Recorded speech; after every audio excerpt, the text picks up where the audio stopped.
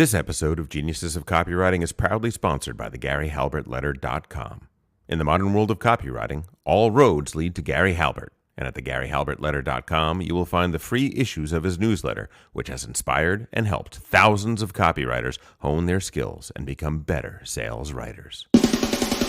Welcome to the Geniuses of Copywriting podcast, a peek into the minds and strategies of the world's greatest copywriters, marketers, and persuasion experts. And now, here's your host, Brian Casangina. Hey everyone, welcome back to the Geniuses of Copywriting podcast. And I'm really excited to have an awesome guest with us today. His name is Michael Clendenen. And I'm really excited to have him on the show for a number of reasons. Michael's a copywriter marketing strategist. Michael cut his teeth in writing copy for direct mailers across the US. And he's generated at least $19.8 million for his clients. And he's done all that before his 25th birthday. He's working for a handful of select enterprise clients. And now he teaches other copywriters and people like Russell Brunson's copywriter, for example.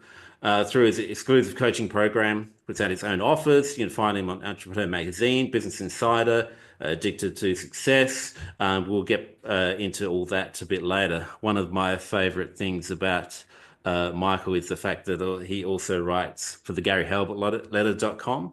So I'm really excited to welcome Michael to the show. Thanks for coming on board. Yeah, thank you. Yeah, I'm really excited to hear what you got to share with us today. So, all of those credentials, especially writing for Bond and Kevin, I'm really interested to hear how you got to where you are today. What's your story? Sure. So I spent a tremendous amount of time from the ages of 16 to 22 as a musician. So before I kind of knew what marketing was, I was doing a lot of it, right? So you promote yourself, you call promoters, you do a lot of sales, you then have to sell tickets, you have to build a following. So I kind of knew all of that inherently before I got into copywriting.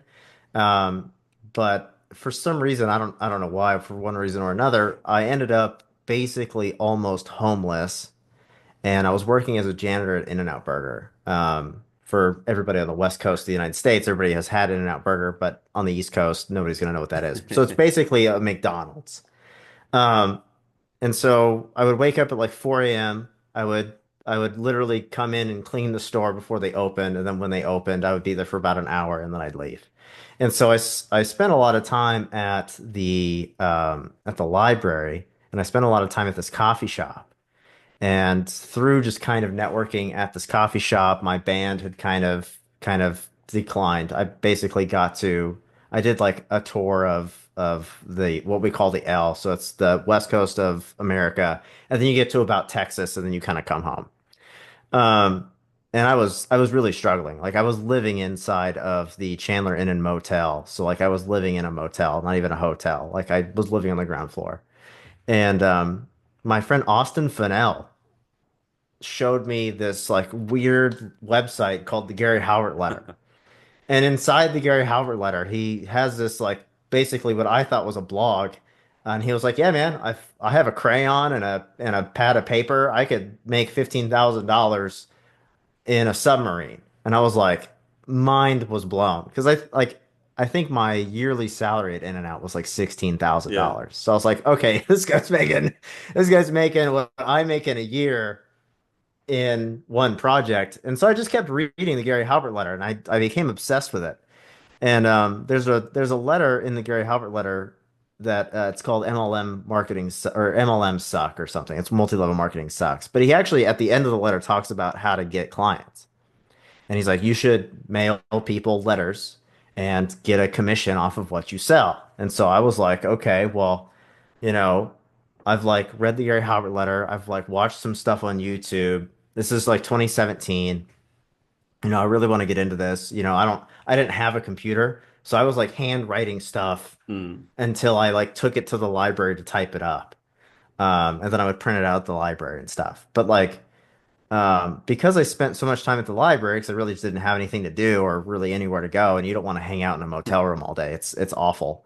The librarian showed me this really sweet thing that you can get called Reference USA, and it's a database of companies in America, and they give you their name, their phone number, or their physical address, how many employees they have, how much money they make, what genre they're in, so like their SIC code and stuff.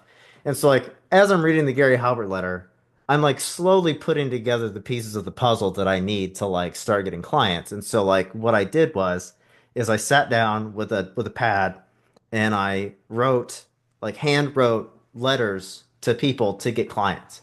And I did not get anybody to call me for like 4 or 5 months. And I can't remember what exactly it is that I said, but I said something. I think I eventually got into I like got a client it was like a dentist or something. And like I got a phone call and they like called me and I didn't know who they were. Like, because I'd sent out 100 of Yeah. them and they were like, yeah, hey, is this Michael? I'm like, Yeah. yeah, hey, what's up? And they're like, yeah, we want to talk to you about marketing. And I kind of like slowly but surely, I kind of like picked up a job like here and there, but I couldn't really get it consistent enough. Um, and then I got mentored by Ed Dale. Interesting. Ed Yeah, Ed Dale agreed to teach me, and I only spent 3 months with Ed Dale, but Ed Dale kind of filled in all the cracks for me. And and so like he kind of like told me like, hey, like this is actually like how you do it. You know, you should send out letters with first class stamps and all the stuff that I Mm. read on Gary Halbert letter. Yeah. But his big thing was like niching down and learning how to sell to entrepreneurs, Mm. right? Because they're very like what people think entrepreneurs want and what they actually want are way different things. Right. Yeah. And so I eventually got good enough to where I was working for local brick and mortar businesses and was doing their direct mail and like got my life together through that. And during that time, I was also communicating a lot with Kevin Halbert because Kevin has his phone number on the Gary Halbert Letter Yeah. website. So like I was calling Kevin like once a month, like, "Hey man, I need advice." And so that was kind of how I got my start in direct marketing, really. Um, so that's like my fun origin story in 5 minutes. Yeah, and there's a couple of really important principles there. I mean, you didn't make the excuse of not having a computer and not having money to do this. I mean, this is why I recommend the Yeah. Gary Halbert letter to any beginning copywriter, or marketer or anything Oh that yeah. you're doing, because Oh yeah. it's the base education that everybody needs. Even if you ignore all the super advanced stuff that Gary teaches as Yeah. well. So um, Yeah. it's a wonderful site. Yeah. Well, yeah, man. I mean, and I went to the post, and this is a cool tip. I went to the post office to buy stamps, and they told me because I was like, "Hey, do you guys sell envelopes?" And they were like, "No." And I was like, you know, all right, well, now I'm like, now I got to go to this other place to go buy envelopes. And they were like, well, if you just fold up the letter and you put a stamp on it, put an address on it, like we'll mail it. And I was Oh, like, really? oh, really? I was like, well, okay. Like, so, I mean, I was literally mailing out like little pieces of legal paper and I was sending them across the country. So I think that was one of the things that I did accidentally that actually worked to my advantage because you were like, well, what is this? Yeah, that's interesting because it's not Yeah. only saving on envelopes, but it's something different because every other letter that they get is Yeah. in an envelope. So Yeah. like I don't think they do that in Australia, but it's interesting to know that they do that in the US. Yeah. Yeah, yeah, they delivered. I mean, I like they would send me back little legal pads, paper or little piece of paper with Nixies on it. Yeah, Yeah, and the other thing I noticed was you're talking about young Ed, too, who I've had on the show before. Probably time to get him back yeah, on again. Uh, but he's a very smart guy. He's one of the best to coach under as well. yeah. No, he's great. Yeah. Yeah, I really liked the time that I spent with Ed. Um, yeah, and then I was gonna say, then COVID happened, and so I Hmm. kind of I kind of shifted to online. Yeah, Yeah, yeah. So take me through that because sure. um, our experience there was I've spoken to so many people. It's very different for all of us. Um, Work sort of hardly had a blip to me, but I didn't really expand much during that period. I know some people struggled, but you transitioned into the online world after I during did. COVID. Yeah, I did. So I had one guy, his name is Seneca Hampton, and I worked with him in 2019, and then I also got a chiropractor who I happened it was really lucky because he was already trying to expand online. Like he was a chiropractor. He had 4 clinics, and I was helping him advertise his stuff. But we actually found out because of Amazon, of all places, that a ton of people had these inversion tables. I don't know if you've ever been on an inversion table. If you Uh, haven't, I've, I've been it's on a extremely regular fun. table. My computer's on a regular table. Yeah. You might have No, to when you explain what that so is. yeah, so an inversion table is pretty simple. It's you lay on a table and then you have like this little hand crank and it literally puts you upside down. So your head is And you've got close to the the floor. two ankle straps. I Hmm. have seen it. Yeah. Yeah. Yeah, and so what happens is what most people do is they buy these inversion tables to relieve the stress on their back. It's supposed to decompress the spine. And the idea is that if you decompress the spine, the nerve that you have pinched doesn't get pinched, so your back pain goes away. It works in theory, but the problem is your heart is used to beating, or it's used to pumping blood 1 or 2 feet into your head, and it's used to pumping 4 feet into your feet. Well, if you flip that, now it's pumping 4 feet of blood into the air and it's pumping 1 feet of blood to your head. It's a very uncomfortable yet and painful experience. And so we basically, the very first thing that I wrote ever on the internet was a sales letter for an inversion table course about how to use your inversion table safely, et cetera, et cetera, et cetera. And like our cost per acquisition was right at break even on the front end. So it was right at like $40 cost per acquisition. We were selling it for 37 bucks. And that was kind of the very first time that I had kind of like ever done like by the numbers a Facebook ads campaign Hmm. to a sales letter to sell a product, make money on the back end, do upsells, email marketing, follow up, etc. And like when you've been doing direct mail for your entire life, writing an email is nothing. Writing an Yeah. email is like, Yeah. oh, Piece of it's cake. Yeah. only 2 pages. Like, oh, that's Right. okay. And that's a long email for some people's standards, right? But I could crank those out all day. And so I really learned how to like run Facebook ads and then get them to a sales letter and then follow up with email and get money out of them, which is really difficult if like, like let's say you're in a beleaguered position where you're in a new market or you're going into a new niche and you don't really know how to warm up a customer. That skill is invaluable. Hmm. Hmm. Uh, Yeah. that's I think where a lot of the big money is, whether you're a copywriter writing for Yeah. clients or you're trying to sell a product.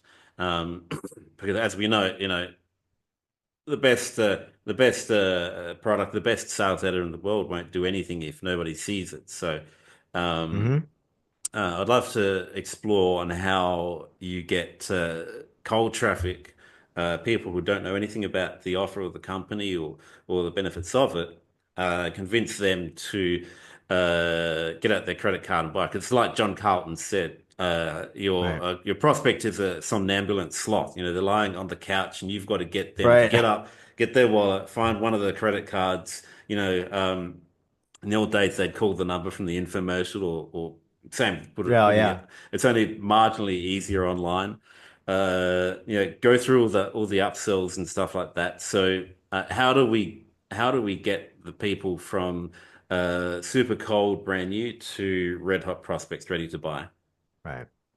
Yeah. So the very first thing that I look for now as like a professional marketer is the closer that somebody is to an emergency, the easier it is to sell them, right? That's why all the big marketers work in health, wealth, and relationships, right? If you're going through divorce, if you're going through bankruptcy, if you're having a health crisis, you're really easy to sell to because you need it and you need it now.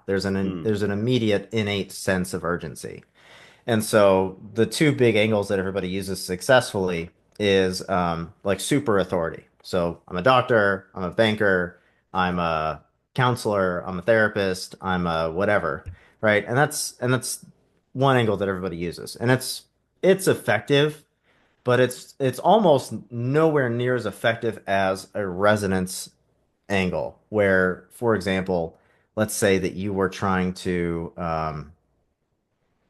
I don't know, let's say you were trying to sell Bitcoin through a newsletter, or you're doing like alternative currency stuff. Not that I really want to get deep into that, but I did do that for a little bit. Um, you would be better off being a 22-year-old kid in his bedroom with like a Lamborghini in his like window in the back than telling people you took a finance course and went to college. So like who you are really does matter. Like, and all these people run around and say, "Oh, well, you can be not an expert and sell stuff." You're not going to get very far, right? A, Mm. everybody's going to see through it. B, you're not going to be able to produce quality products that are going to make people want to reorder. Um, but like there's this guy who wrote this book called Million or $100 Million Offers, and so now everybody's on the internet giving away the farm on their front end Mm. products, trying to make it break even. Well, this is an example that I give everybody. If you are selling stocks or you're selling a stock trading program, right? If you're homeless and you're trying to sell a stock trading program, there's nothing I can tell you to make you buy my stuff because I'm homeless. Yeah. Meanwhile, if Warren Buffett was like, "Hey guys, I put together an 8-page report on how I pick stocks. It's $10,000. Who Yeah. wants it?" I Everyone. guarantee you Yeah. Warren Buffett would, yeah, he'd sell out, right? He ran out of paper before he ran out of prospects. Um, and so like the very first thing that I look for is really good personality credentials. Do you have a story that resonates with your prospects? Do you have authority that resonates with your prospects? And if you don't have those things, you should go and get those things. Mm. The second thing is you're creative, right? Like everybody freaks out about the offer, but like, I mean, everybody has sold a boring offer successfully. Like if you look at the supplement market that does billions of dollars every year, Yeah. it's a jar Yeah. of like really cool dirt. Yeah. Right? It's not like it's coming to clean your house, right? But it's like, hey, this is gonna restore your liver or Mm. whatever. Um, so that's kind of what you're looking for is like a resonant story or authority, and then you're looking for good creative.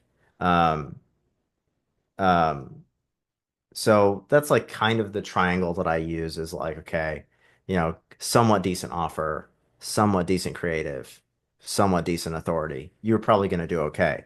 But let's talk about the follow-up, right? Mm. So I did a test recently where I did the classic, I call it the classic Frank Kern opt-in page. Because Frank Kern, during his mass control era, used to tell everybody, "Hey man, make your opt-in page is super simple. Just Yeah. like put a picture of the thing and put their name and their email address." Yeah.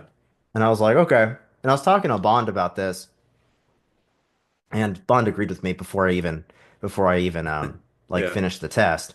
So I ran that test for a copywriting thing. And so it was a picture of a dollar bill envelope, and it said, "Hey, this is the letter I use to get clients." And a bunch of people downloaded it, and I was getting an opt-in rate of about 40%. Yeah. And I was Which like, is "Okay, good. cool. Yeah, that's pretty decent." I was like, "Okay, this is cool. I'm gonna put a ridiculously long sales letter in front of it." So I did that. My opt-in rate went up to 68%. Yeah. But Yeah. here's the big change. The people that opted in before I put that sales letter in never read a single email I ever sent them Mm. again. Not one. Everybody who read the sales letter, well, not everybody, but like a third Yeah. of the people who read the sales letter would like reply back to my emails Mm. Fancy and would that. like, yeah, and like open them and like read them and they'd like buy stuff. Um, and so like one of the biggest things is you can use your front end marketing to build a reputation because you can't really build a relationship with them, right? I mean, I don't know about you, Yeah. but I have like 10 friends and like I don't know if I can handle much more. But you can maintain and build a reputation through your front end marketing, right? If your graphic design looks really good, if you have well presented copy, you have a good offer, etc., those people become very easy to pitch to later because they remember how you made them feel. Mm. Mm. Um, and so when you go And up to do yeah. follow up, right, what I do is I always use I mean, it's basically Dan Kennedy's strategy of like selling through stories, Yeah. right? So Russell Brunson in his book .com Secrets always talks about the Seinfeld sequence. You don't need to do that. It doesn't need to be like a 5-part sequence. You can literally just tell stories Yeah. for 3 emails or Yeah. 10 emails or whatever, and people, if you are like somewhat engaging, they will read them. Hmm. Now there are some people that give you their junk email address and they're never going to open their email address no matter what because they don't care that much. But like the people who actually give you their primary email address are going to read it because A, they're bored, B, they're probably at work, and C, why not? Yeah. Yeah. Right? Right. Um, so like your very first goal, if you're going to like upsell anything, should be to like make them really feel like they know you. Like when you read the Gary Halbert letter, and like this is one of the things people overlook. When you read the Gary Halbert letter, by the time that you're finished the Gary Halbert letter, you really feel like you know Gary, Yeah, right? that's And so true. that's my goal with my emails. Like you really should feel like you know me. Like I put stupid pictures of me in like when I was in like fifth grade in there, and I don't do that because it's not effective. I do that because you really feel like you've known me for a while, Yeah, and I think right? I think a lot of entrepreneurs are a bit wary of doing that. You know, sometimes they want to be really hands off. Sometimes they don't want to, uh, you know, uh, expose and communicate that different sides of their personality or their lives. Yeah. Um, and I think that that really holds them back. Yeah. Well, I mean, I get that if you're like a financial manager, like why you're not doing it. But like, I mean, I took a data science guy from doing 800,000 a year to a couple million a year. And the only thing that I did was talk about his love of video games, his love of World War II, which is my love of World War II. Yeah, And like we sprinkle data science in every now and then. But people really flock to that guy because they feel like they really know him, right? When you post on Instagram and social media and Facebook and stuff, they're not trying to get a newsletter from you. They're trying to see what you're really like, yeah, yeah, right? If your friend recommends a restaurant, you trust that guy way more than like some standoff dude on the internet, right. you know? Yeah, and one of the courses that I've got of Dan's personality and copy is one something that where he Oh really yeah. dives deep into that. So that's where I've learned a lot of that stuff, and the more that Yeah. I relate myself to people out there, especially on social media or my email list, the more effective my marketing is. Oh yeah. Yeah, man. Especially, and it's especially critical when somebody has spent money with you and they've never met you before, right? I mean, you have a very small window to keep that lead Hmm. engaged. Hmm. And so if you send them like a crappy email, I mean, they're just going to write off almost every other email that you have Yeah. because they're like, oh, Yeah. irrelevant, Yeah. Right. just wants to sell me something, Yeah. right? Yeah. Yeah. Um, that's really interesting because it's said that that the follow up for cold traffic, like it's not a secret on the front end of cold traffic, like ads and stuff like that, as much as the follow up from that comes after it, and people say their ads aren't working, and it's not often not the ads, it's the follow up behind Yeah. it. Yeah. Well, yeah, and it's the story that you presented first, and I'm sorry. It's the pretense that you gave them before they signed up. That's also critical. Right? If you pre-frame everybody as like you're the cool like when Frank Kern was a surfer, Yeah. right? Like nobody was going to take financial advice from Frank Kern in 2007. It just wasn't going to happen, right? And then he cut his hair and he put on a button-up shirt Yeah. and he kind of moved out of La Jolla and now he was like kind of taken more seriously and he got into business consulting and he did well for that. Um, but it's like literally the story that you tell before they get in. I mean, how they meet you is how you're going to stay. So if you tell them that you're in a $1 billion high rise and they never see the $1 billion high rise, you're a liar. But if you like tell them, hey, I moved out of the billion-dollar high rise, like that's like, oh my God. Yeah. He's moving? Was he moving? Where is he going? Right? Um, but like even e-commerce brands, right? Like there was this e-commerce brand that did it super well, and it was that stupid deodorant ad. Was that Sasquatch? It was something like that. You remember seeing that? I don't think we had that in Australia. No. But he had like it was a guy who was talking about how everybody picks what deodorant they have in high school, and he had like hair down to here, and it was like a 2 minute ad, and it was really persuasive because he was talking about like, your deodorant has aluminum, and he shows you this chart of like people getting cancer in their armpits from aluminum, Hmm. and he was really engaging with it, and it worked really well for a deodorant. Um, so I mean, you can do that with e-commerce as well. It's not just like you selling info products on how to get rich. Like it works for commodities. Yeah. So, one of the complaints I often hear, uh, mostly from clients and students, is that they're too boring. Their lives are too boring. They've got nothing to talk about. They've got no stories to tell. Um, Oh yeah. how do you get over that and find something interesting to talk about to their lists? Yeah, so everybody has I mean, yeah, I'm not like climbing Mount Everest every Yeah. weekend or anything.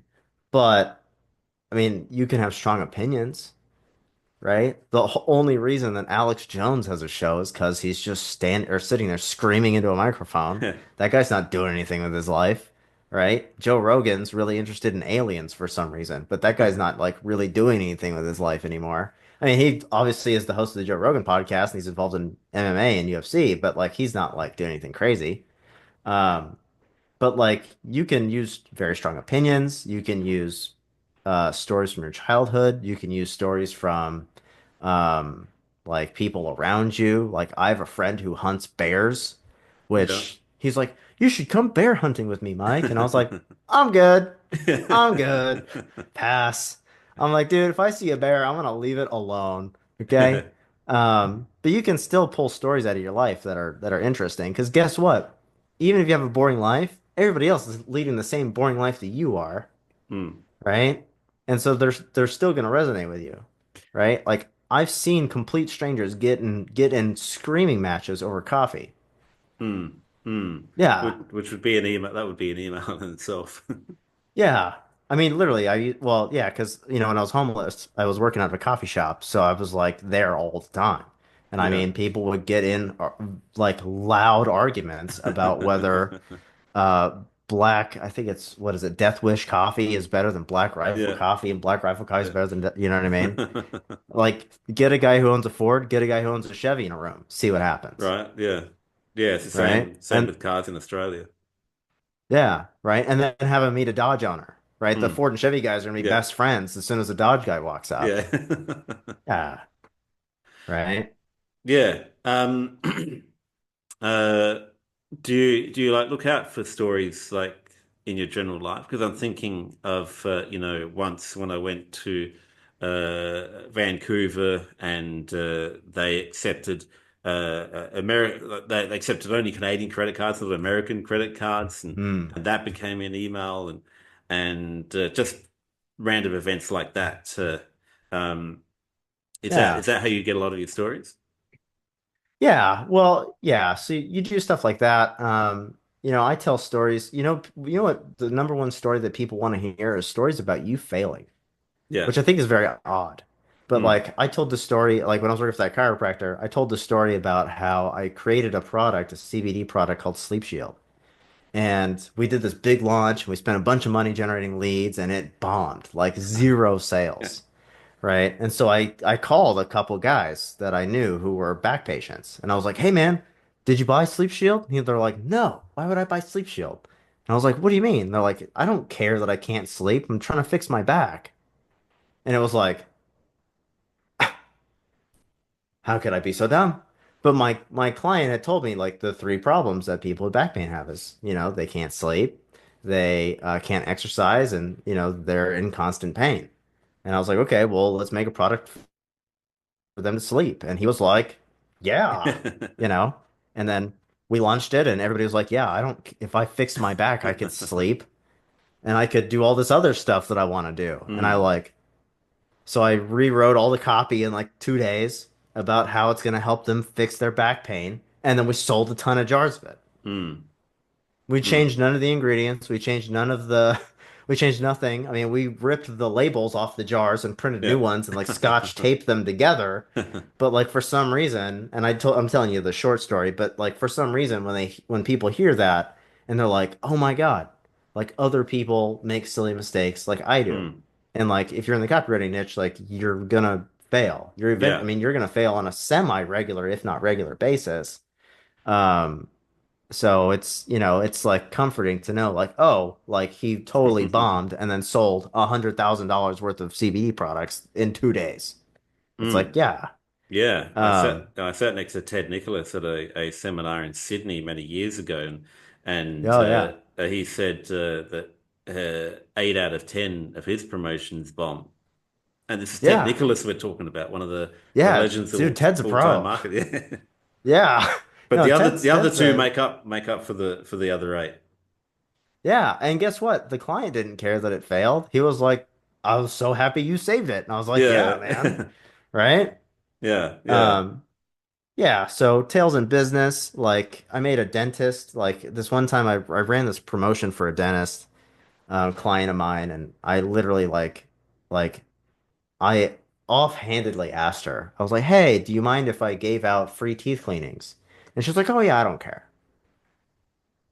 Wrong, right? So I sent out a bunch of direct mail to an entire zip code that we would clean their kids' teeth for free. I mean, her shop looked like Disneyland, right? I mean, we Yeah, had yeah, people literally like there weren't enough seats. There were people yeah. literally standing outside, sitting on their car.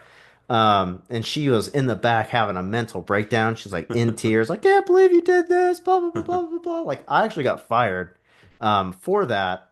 But I mean, I asked her what had happened like a year later or so. And she was like, "Oh yeah, we made like 100 grand that day in like billable work." I was Yeah. like, "You didn't like," and she's never run it again, by the way. She still owns the letter, but she's never run it again. Yeah, isn't that funny how we things work gangbusters and then we Yeah. don't use them again. Oh yeah. Oh yeah. Everybody does that. I do that chronically. I worked with Kevin Halbert on a client of mine for the marriage niche, and we spent 6 months, both of us, like banging our heads against the wall trying to make it work. And after 6 months, we realized that the customers were super price sensitive, and so we adjusted our prices from like $300 to like $100, and we made like 10 times more sales. Yeah. We rewrote that sales page probably close to 20 times. I mean, and we're like on the phone arguing about why it Yeah, didn't work yeah. and stuff. We were wrong the whole time. And it finally, like, I finally asked one of the people that I had on my email list. I was like, "Hey, can I call you and ask you why you haven't like bought anything?" And they're like, "Yeah, well, you don't need to call me. Just tell you. Like, it's really expensive." And I was like, "That makes sense." Right? And I think Dan Kennedy says this. He's like, it's always obvious in post and it's a mystery Yeah, in the right. present. Yeah. Yeah. Yeah. Yeah. It's Hindsight is just, 2020.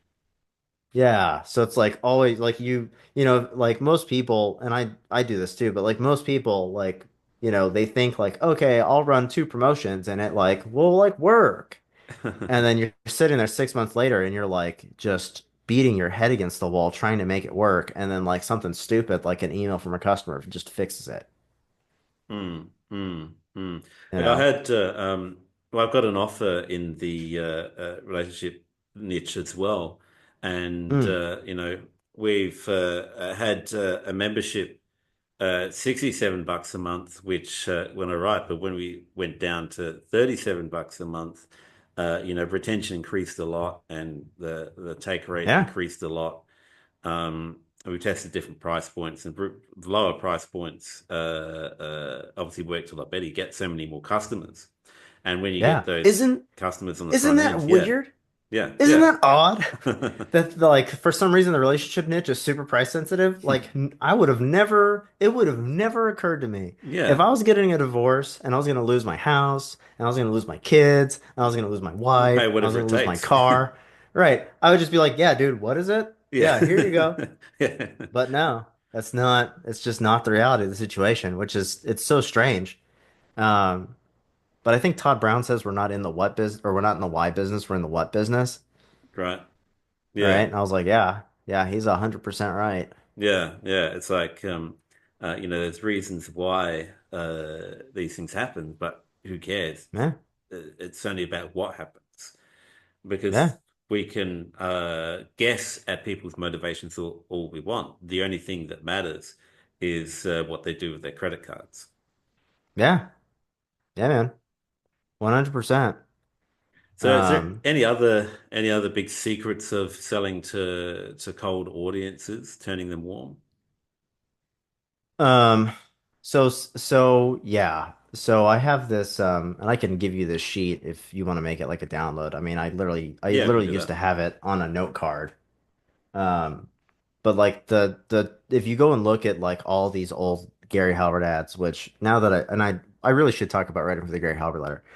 But if you go and look at all the old Gary Howard ads, which I now have access to, I've got like a vault with Kevin and Bond of like stuff for me to like read through. They all kind of follow the same like formula, which is and I actually talked about this with Kevin a lot.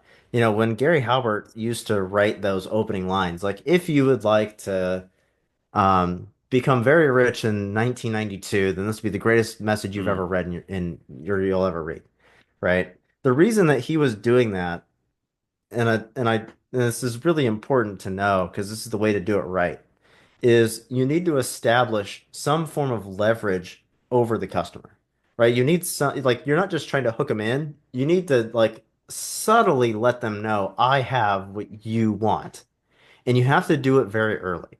So like the first thing that I do is attention, which is the headline. And then the second thing is leverage. And then the very next question, like if you were in sales over the phone, which I've done twice in my life, um, the very first thing out of anybody's mouth is, "How are you?"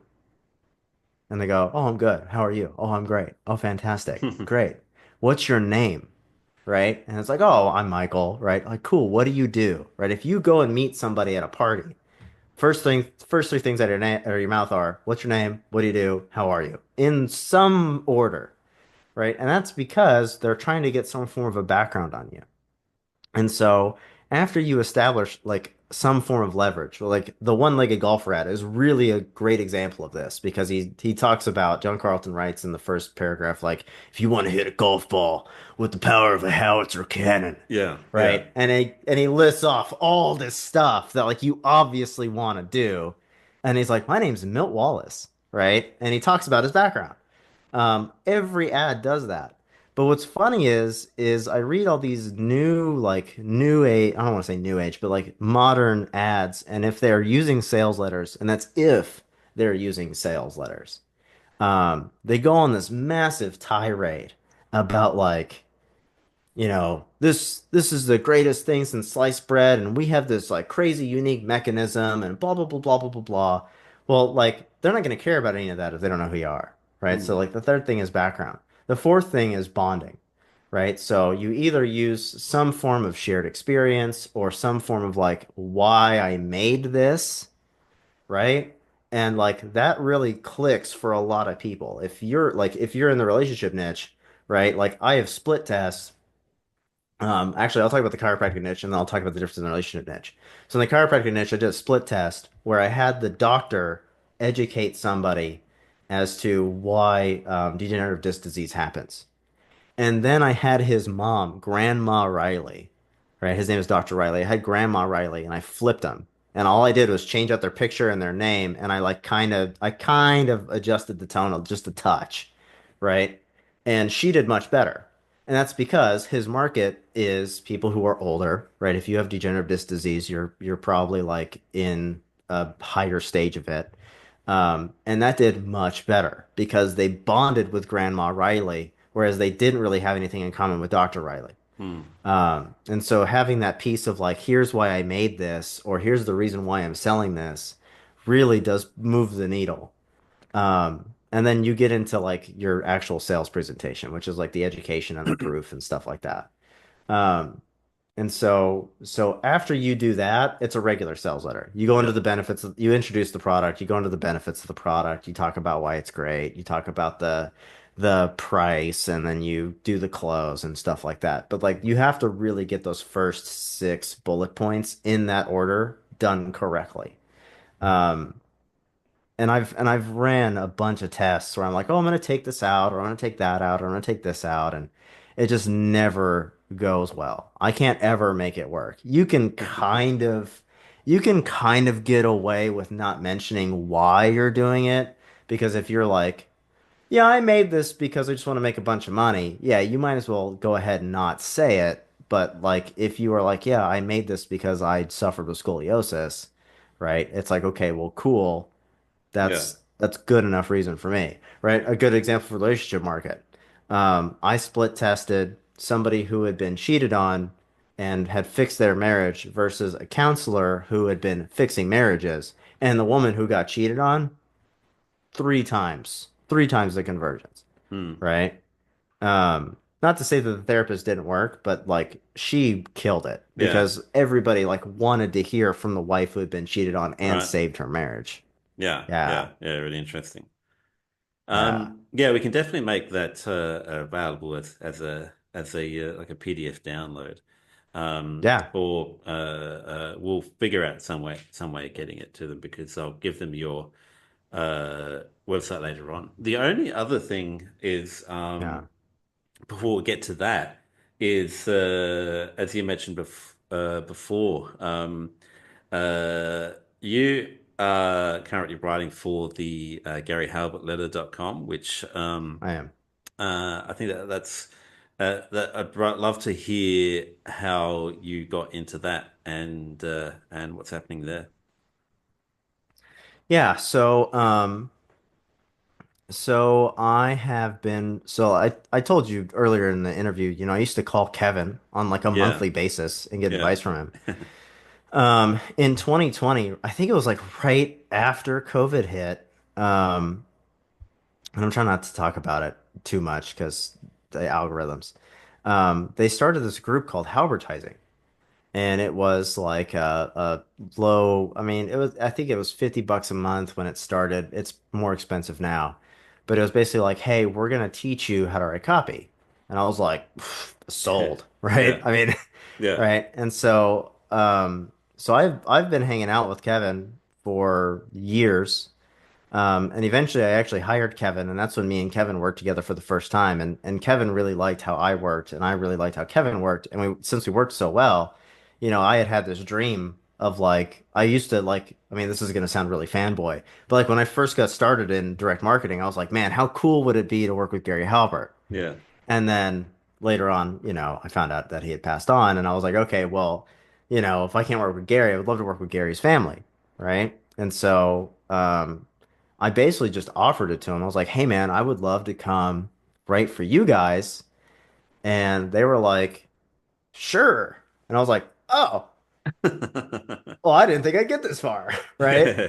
Um, and then I started talking to him and I was like, yeah, so like, who's the last copywriter that you hired? Like, how did that go? And they were like, we've never hired anyone before. And I was like, oh, well, okay then.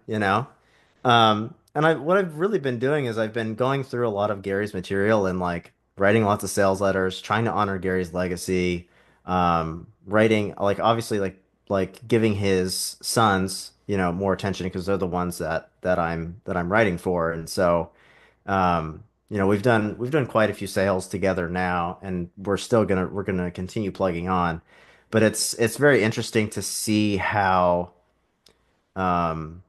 differently they think than any other client I've ever had, right? Like they're really hardcore direct response marketers. And like you can really see like just the training that they have. Like the Hmm. conversations that we have about data and statistics and the philosophy behind the copy and what they're trying to achieve. Like it's almost as if sales is a given.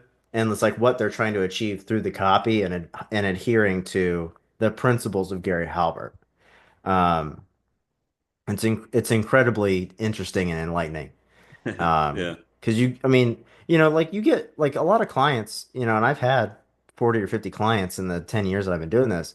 A lot of the clients, like you're sitting there teaching them stuff, Mm. right? You're like, oh yeah, Yeah. no, they're like, like I had a client, I was talking to him before Christmas, and he was like, hey, I sent out an email with a bunch of links, and these are the emails that got the most links, or these are the links that got the most clicks, right?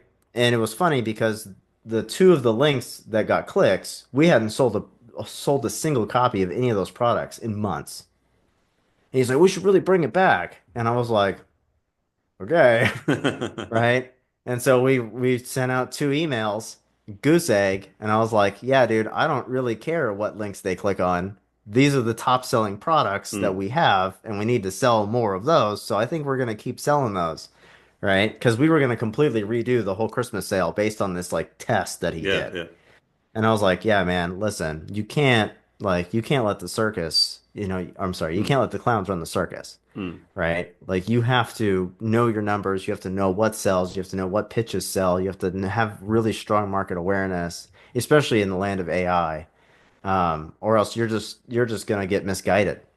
And you're gonna lose a lot of money for just no reason other than you just don't understand like Gary's like there's this newsletter that Gary had called Tugboats. And he talks about how in it, he literally talks about how a guy owns a bar, sells it to another guy, and that guy rips out all the decorations. He redoes the whole place, gives it a new lighting, does a new opening, and goes bankrupt in 6 months. And the reason that he goes bankrupt in 6 months is because all the people who had been drinking at the old bar just wanted to drink at the old bar, Yeah. right? When you ask beer drinkers, what's your favorite beer, they all tell you it's the premium version of whatever their beer is, but they all buy the normal Yeah. version, right? So like what people spend their money on and what they want are often two different things. Right. Um, so like that's why I mean I do talk to customers quite a bit. But you eventually have to get the beat on those guys. You have to Mm. know what they want more than they do. Because they'll think like, oh yeah, I want this. I want premier, Yeah. beer. And it's like, no, you just want somewhere cool to hang out and you're not gonna walk out of there bankrupt, Yeah. Yeah. That's a right? sage advice. Yeah. Yeah. Yeah. So let's get back to your website because people can follow you there. Do you have social media as Yep. well? Yep. So you can find me on Facebook. You can follow me on Instagram. I'm currently redoing my website, but you can also join my email list on my website, and that's actually where you'll get updates from me. I don't really, I'm like very introverted. So I'm not Mm. on social media talking about what I'm doing day to day Yeah. because I'm working. Yeah. Right. You know, I mean, if you want me to take a selfie of myself every day at my desk, I mean, I'm down, but it's just not going to be good content. Yeah. Um, but I do write emails and I send out emails very often. So you can Mm. definitely join my email list on my website, michaelclendenen.com. Um, and I mean, there's no spaces or anything. There's no tricks in the website name. No, no worries. And if you're listening on iTunes or watching on YouTube, I'll post a link on the page where this interview is on at geniusesofcopywriting.com. So I'll post a link there to everything.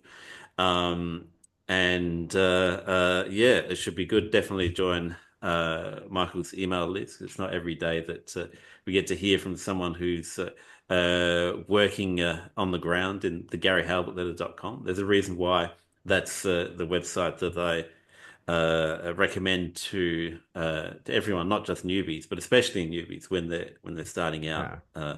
I think it's where we both started our journey. Yeah.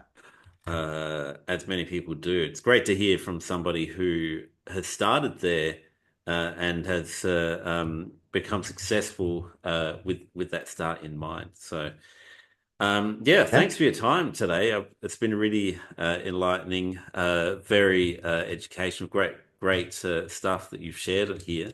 Very Yeah. insightful. So I really No, appreciate thanks for that. having me on. Yeah, no problem. Everyone can go to michaelclendenen.com. I'll post a link on the page here at geniusesofcopywriting.com. So go and join Michael's list. And thanks for your time. I appreciate it. Yeah, thank you. Thank you for listening to Geniuses of Copywriting with Brian Casangina. To get the full transcript and all the resources mentioned on today's show, go to www.geniusesofcopywriting.com now.